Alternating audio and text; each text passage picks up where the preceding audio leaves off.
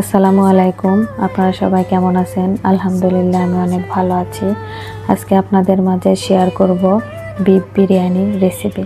প্রথমে আমি পরিমাণ মতো তেল দিয়ে নিলাম, তারপর পেঁয়াজ কুচি, গরম মশলা, এলাচ, তেজপাতা দিয়ে পেঁয়াজগুলো হালকা ব্রাউন করে ভেজে নেব।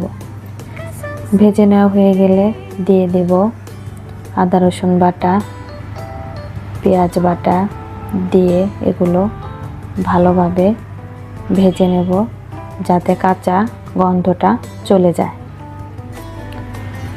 ভেজে নেওয়া হয়ে গেলে দিয়ে দেব সামান্য একটু পানি, তারপর দিয়ে দেব 1 চামচ মরিচের গুঁড়া, স্বাদ মতো লবণ, পরিমাণ মতো টক দই, পরিমাণ মতো টমেটো সস দিয়ে একটু নেড়ে নেব। নেড়ে নেওয়া হয়ে গেলে তারপর দিয়ে দিব পরিমাণ মতো বিরিয়ানি মশলা।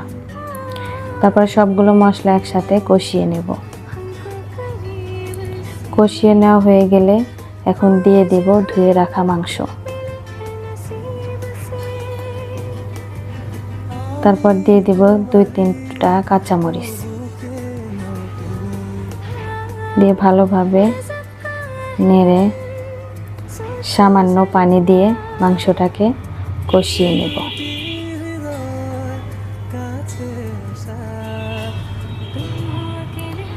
কিছুক্ষণ পর ঢাকনা তুলে আবারও আমি নেড়ে দেব যাতে নিচে মশলাগুলো লেগে না যায়। মাংসটা কষানো হয়ে গেছে, আমি আবারও একটু লিকুইড দুধ দিয়ে মাংসটা কষিয়ে নেব।